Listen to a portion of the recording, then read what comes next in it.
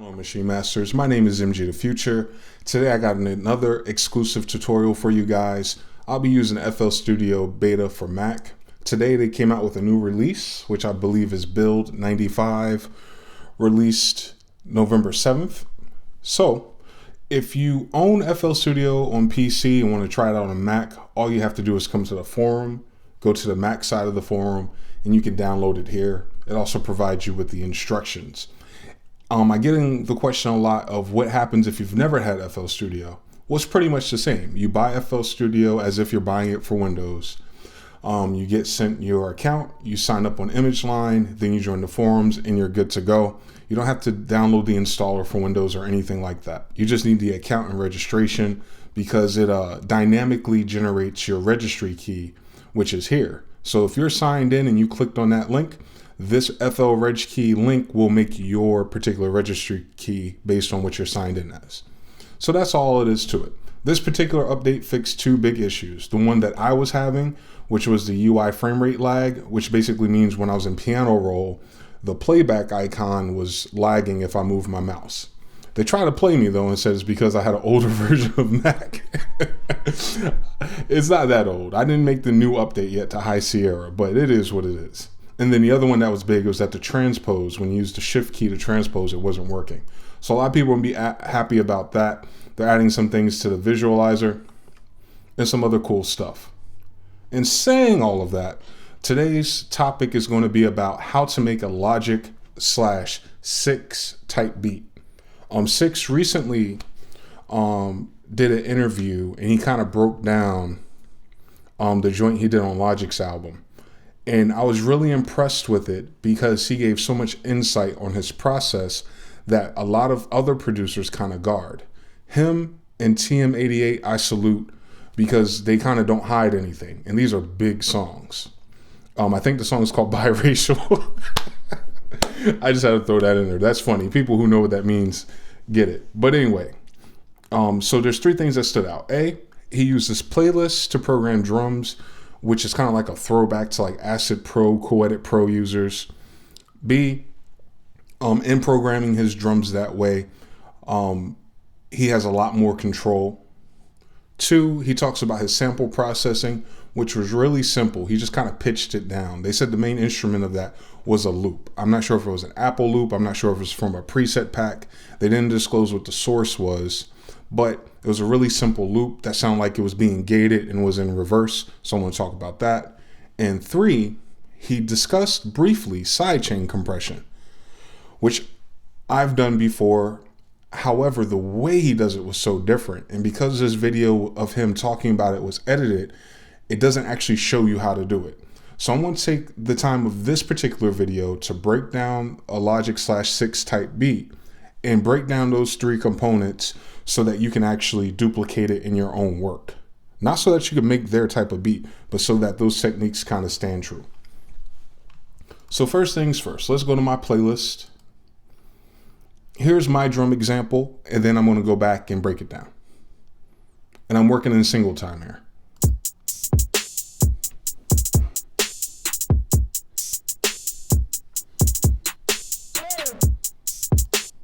Real simple, nothing crazy.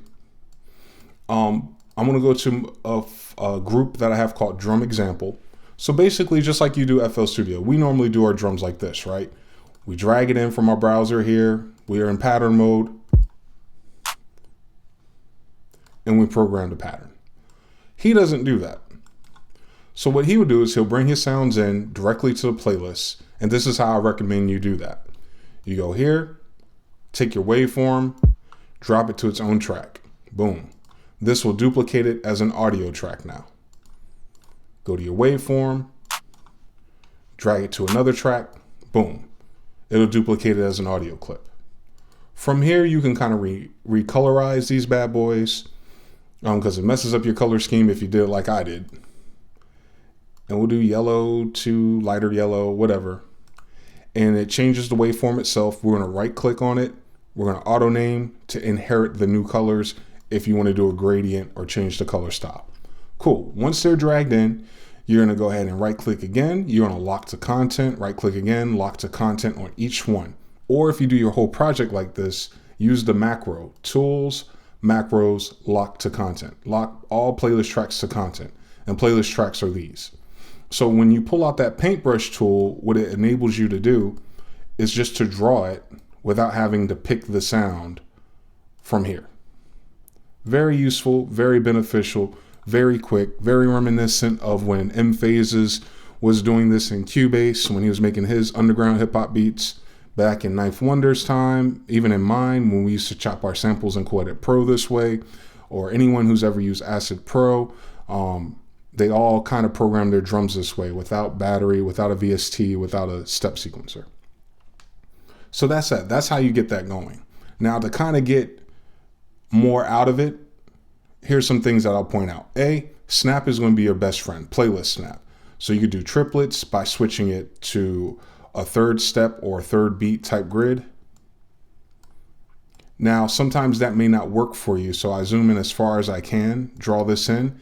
And what we want to do is make sure on the audio clip here, make sure time stretch is turned off so you have the ability to use the pencil tool and resize your waveforms. Then you go back to the brush tool and you can go through. So you click it first, then brush it. So this way you make sure you're on the actual grid. So that's for triplets and things like that. I would start by putting the downbeat for the kick and then put in the spacing for the snares. Once you have that rhythm going, then you fill in the blanks with the rest of your rhythm and your hi-hats and your triplets. Another thing that stands out about this way of programming drums is that these little gaps of time stand out to you. So you can either fix them or leverage them to create a drag or kind of bounce to your track. Also with, like, say something like this open hi-hat. Let me play this real quick. This open hi-hat is actually a much longer sample, right? But what I'm doing is I'm emulating choke groups by having it cut off before the next regular hi-hat. So that's one thing you can do. Another thing you can do, which is what I did, you highlight your hi-hats and they sound kind of stiff, pause. You go to your snap, go to none, and move them a little bit closer past the kick's transient. So you highlight everything, make sure there's no snap, and you can freely move it together so it keeps their respective distance.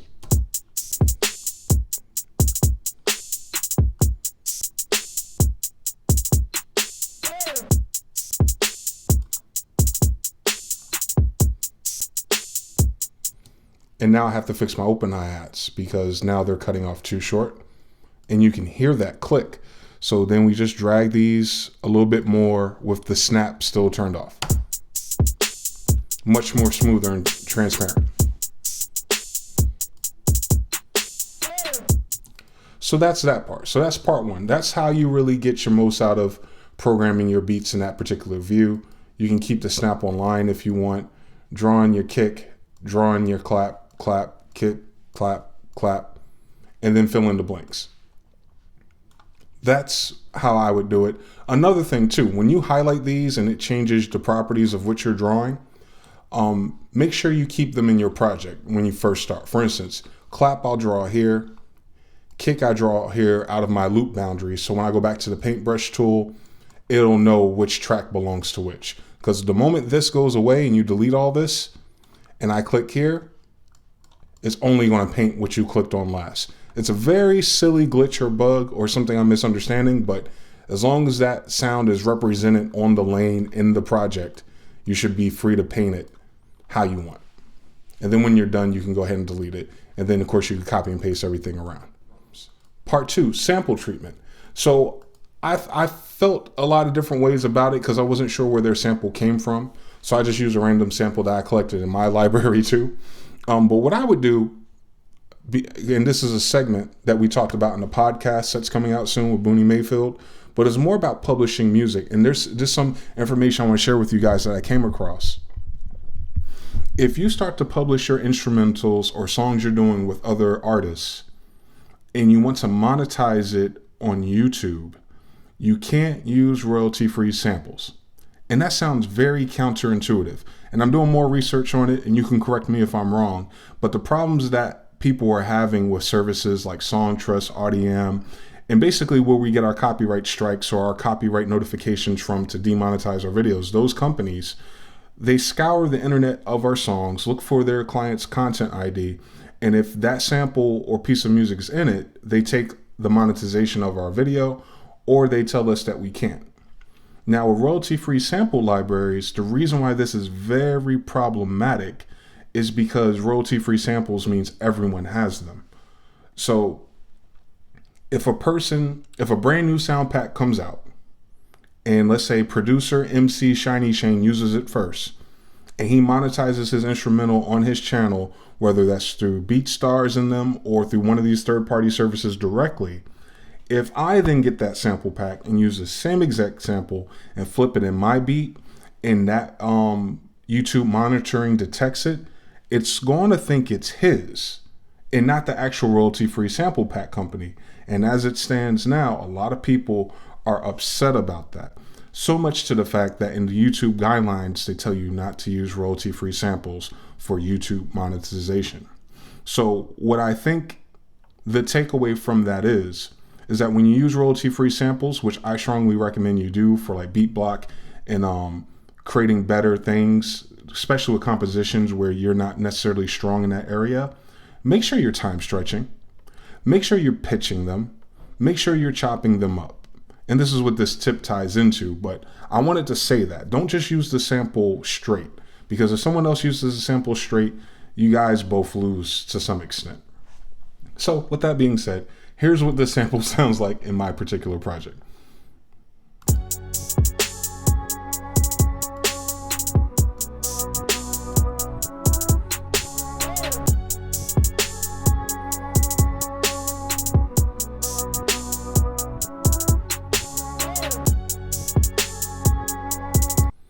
So this particular sample is reversed, so we won't have too many problems with the monitoring system knowing what that is. It's much shorter than its original form.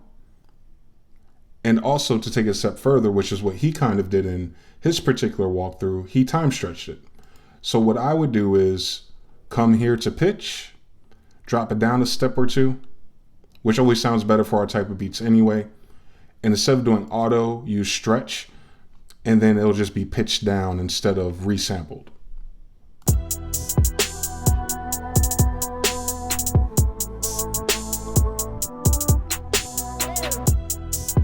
And you're kind of good from there. Then you don't have to worry about the monetization stuff. Then you ain't got to worry about notifications and all that. They can't detect it. That's why in a lot of my videos, I was filtering and dropping the pitch of the references. Cool. So from there, that's pretty much all he does. I'm assuming it's an Apple loop. Something's telling me that was an Apple loop they used for that song. But anyway, the third part was how you do what we would call a sidechain compression. So I'm going to do the first form of sidechain compression in case you've never seen it before in FL Studio. So let's find my kick, which is here. I'm going to name it kick so it stands out. I'm going to go ahead and save my project real quick because after all, I am in a beta.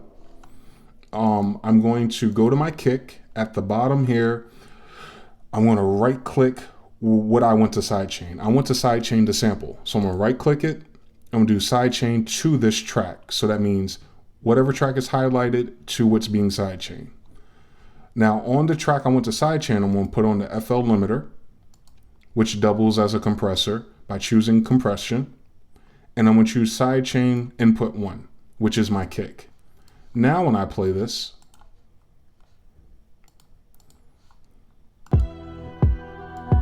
I'll pull the threshold back to right around midway of the sample, and I'm going to turn the ratio up, which engages the gain reduction. And you start to see the purple peaks of what's being chopped.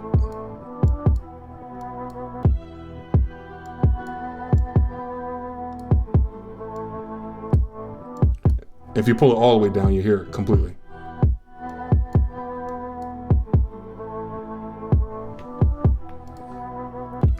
So that's good enough for most people. Heck, it's good enough for me because you got the J Dillas, the Ninth Wonders, all the hip hop heads. They sidechain in a very similar fashion. But for Six, that's not good enough for him.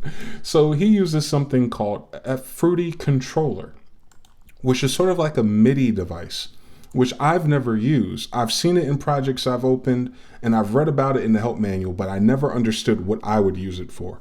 So he does it on hi-hats. So of course we moved the hi-hats over already from the kick. So the kick breathes through clear and it's not causing that ting and frequency clash that it normally does in a lot of our beats.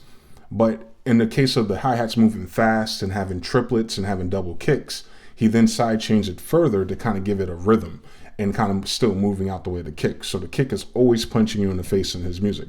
So I'm gonna go ahead and highlight and solo just the kick and the hi-hats.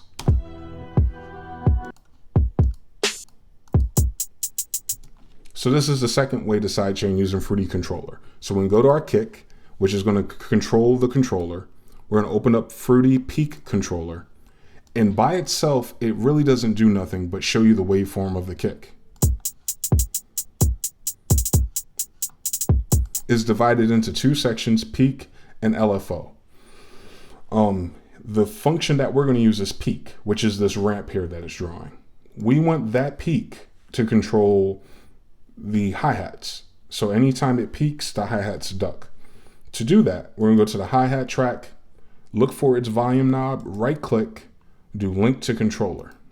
Link to the controller by itself, if you had an interface, a MIDI controller, a Kai MPD, or just the mix faders, on this screen, when you move the fader, it maps your fader to which you did link controller to. And that's all I've ever used that function for. But with the Fruity controller, it shows up as an internal controller. So under the internal controller, you can turn off auto detect because that's for your physical controllers. But under internal, do none. We're going to do this plugin, Fruity Peak Controller, and we want it to control the peak. Once we have it set to control peak, we want it to ramp and cause side chaining. And in order to do that, we need to use inversion. So instead of the ramp going up and turning the hi-hat up, it's going to turn the hi-hat down. So make sure under input 1, it's definitely inverted and it's going this way towards down. Once you've done that, just hit accept. Now something strange is going to happen.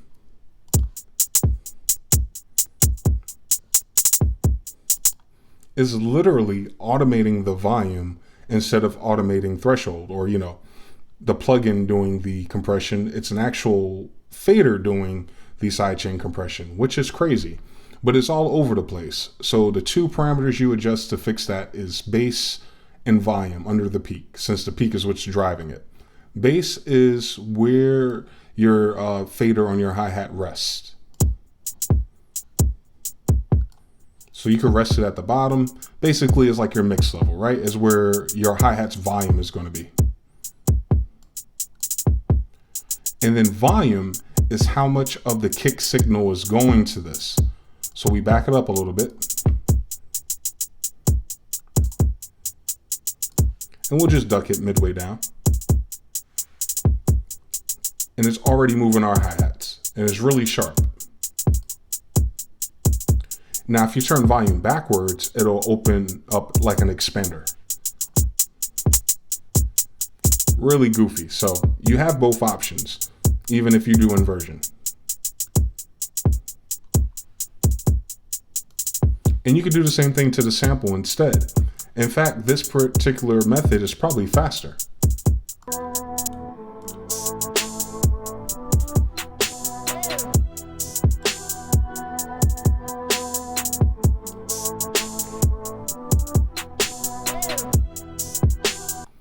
All right, and then the last thing, I'll talk about the pitch bending and stuff on your 808. So this is already tuned to C, so I don't have to worry about finding the key. I'm gonna go ahead and switch this to cut itself. So no matter what key you hit after the initial sustain, it cuts the sustain off. I'm gonna draw it in here, or the pattern I'm gonna draw in here. I know this particular sample is an F sharp minor, but I adjusted the pitch, of course, because of YouTube. So what I need to do is find out how many steps I went down. I pitch shifted down, 300 or so, or 200 or so. So I'm going to go back to my 808 track. I know 200 is 2 steps. So my root note, instead of being this, is going to be this.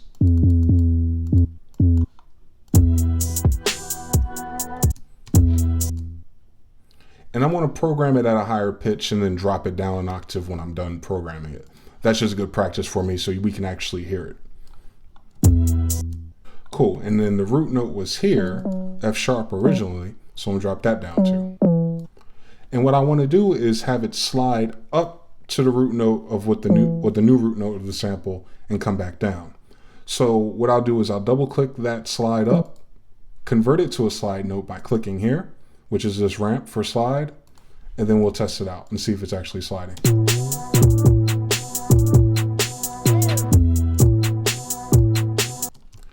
Draw it even higher, or actually I have to draw it further back.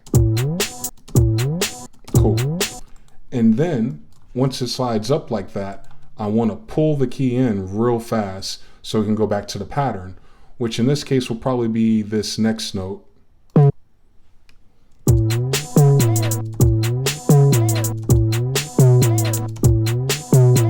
And I'm going to change that to a portamento note. And I'm going to take this velocity down a little bit. Cool. So we're good there. And that's pretty much what a lot of people do. They'll only slide in portamento the end of their track, so it's not in the way of the actual rapping and flowing. It's always it's kind of like serving like a transition.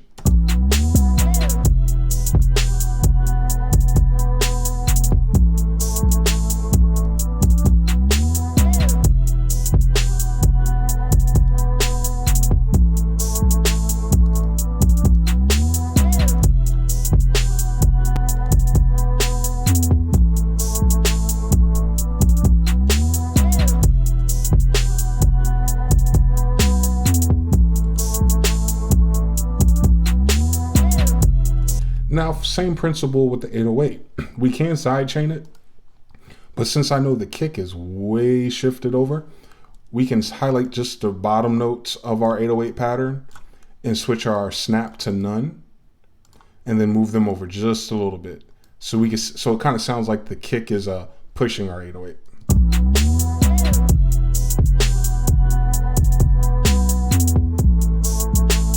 It's a little too loose.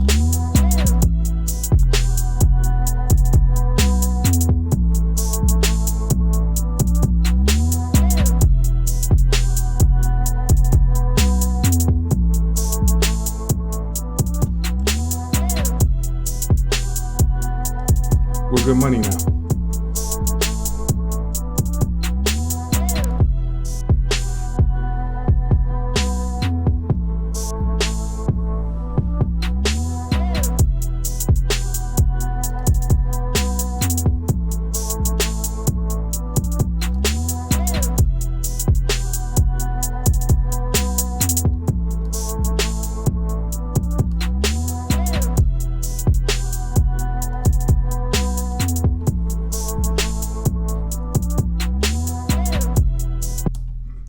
Those were the techniques I learned from how to make a 6 or Logic type beat using FL Studio. And hopefully me breaking that down and kind of showing you it in my own way and really going into each of those steps helps you understand some things that maybe you found useful. If you did, definitely let me know in the comments box below. If you liked the video, leave a like and share it on social media. If you're not a subscriber, definitely subscribe to the Maschine Masters.